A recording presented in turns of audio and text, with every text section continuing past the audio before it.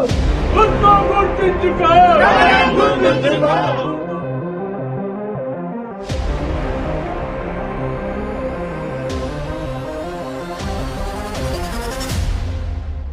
हैदराबाद की सीट पर वैसे तो हमेशा दबदबा ओवैसी खानदान का रहा है।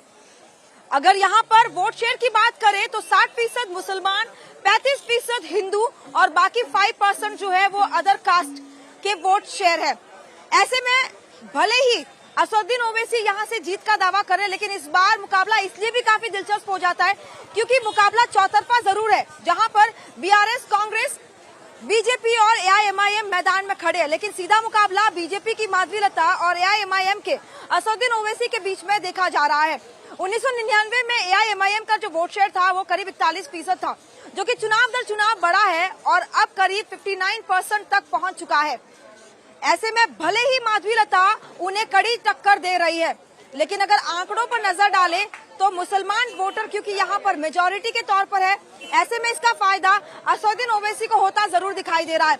हालांकि अगर मुस्लिम वोट बैंक स्प्लिट होता है कांग्रेस और बीआरएस के बीच में भी, तो जाहिर सी बात है इसका फायदा बीजेपी को होने की उम्मीद है।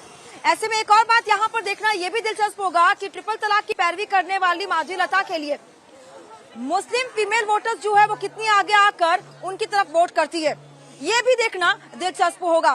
फिलहाल जो भी इसका नतीजा होगा 4 जून को नतीजा देखना दिलचस्प होगा। तो चलिए हम यहाँ पर कुछ महिलाओं से बातचीत करते हैं। सबसे पहले बात जो है, हैदराबाद में इस वक्त हवा की सोर बह रही है क्योंकि माधवी लता का ये कहना है कि मुस्लिम महिलाएं जो है वो इस वक्त उनकी तरफ है क्योंकि उन्होंने ट्रिपल तलाक का पैरवी किया था। राइट। ट्रिपल तलाक की जो पैरवी है हमारी शरीयत के अलावा कोई और भी नहीं कर सकता, क्योंकि जो शरीयत में दिया गया है, जो हमारी किताब में दिया गया है, उसके अलावा कोई भी इस बात की पैरवी या फिर कोई भी इस बात का साइड नहीं ले सकता। तो वो लोग जो बात बोल रहे हैं या फिर वो बात के ऊपर जो कर रहे हैं वो उनको अमल करने दीजिए।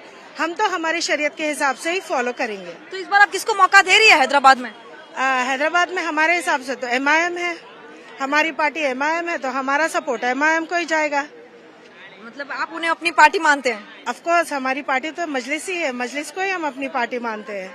अच्छा, ऐसा क्यों कि मतलब आपको अभी भी, क्योंकि उनका ये कहना है कि हैदराबाद में कोई डेवलपमेंट ऐसा साहब ने किया नहीं है। हमारी आवाज मजलिस है। डेवलपमेंट के नाम पे जो भी किया जाता है उसका पूरा फायदा गवर्नमेंट को होता है, लेकिन कॉमन लोकल पीपल को जो फायदा होता है अपने कायद या फिर अपने रिप्रेजेंटेटिव की तरफ से होता है। हमारा रिप्रेजेंटेटिव हमारी आवाज है। हम सब तमाम कॉमन इंसान की, लोकल इंसान की, मैं मुसलमान नहीं बोल रही हूँ, मैं लोकल्स की आवाज है हमारा खैर, इसलिए मेरा वोट मजलिस को है और मेरी आवाज या फिर मेरा साइड मजलिस की तरफ है। आप क्या कहेंगी, क्योंकि मुस्लिम महिलाएं जो है वो ट्रिपल तलाक को लेकर काफी विक्टिम्स भी बनी है, उनकी जिंदगियां जो है वो बर्बाद हो गई, तो ऐसे में ये कहा जा रहा है कि ट्रिपल तलाक महिलाओं को चाहिए था, मतलब कि खत्म हो जाए। तो ऐसे में क्या आपको लगता है कि इस बार आप जो है, क्योंकि असदुद्दीन ओवैसी ने तो इसका खिलाफत किया था? जी हाँ, तो आप कैसे देखती है फिर इसे कि क्या इस बार फिर भी आप असद साहब को वोट करेंगे? हम उसके खिलाफ है। हाँ, मंदिर से वोट है हमारे, लेकिन ट्रिपल तलाक के खिलाफ है कि उसके समर्थन में है? उसके खिलाफ है। क्योंकि नहीं, समर्थन जो लॉ लोग पास करे उसके हिसाब से नहीं है, क्योंकि हमारे हिसाब से जो ट्रिपल तलाक हमारे नजरिए से, हमारी किताब के नजरिए से जो हमारे बारे में दिया गया है, हम उसके ऊपर अमल करेंगे। क्योंकि जिस बारे में लॉ या फिर जो पास हुआ है, बिल पास हुआ है, वो बिल्कुल गलत है हमारे हिसाब से। क्योंकि लेकिन कई महिलाओं का ये भी कहना, मुस्लिम महिलाओं का, कि उनकी जिंदगी संवर गई ट्रिपल तलाक को हटाने के बाद।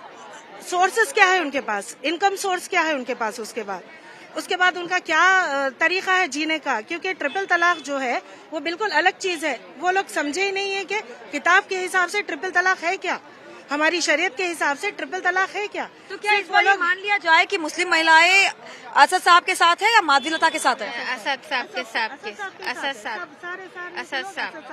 असद साहब एमआईएम। ऐसा क्यों कि एमआईएम अभी भी जो है इतना स्ट्रांग होल्ड रखती है हैदराबाद में? हमारा वो है, एकदम गुरूर है बहुत, हमारे हर वक्त साथ आवाज है, उन्होंने हर वक्त हमारे साथ खड़े हुए हैं हमारे पास। आपको ऐसा लगता है कि मुसलमानों के हित की बात केवल असद साहब कर सकते हैं? कर सकते हैं और कोई नहीं कर सकता। वो हमारे वो है, समझिए आवाज है हमारी।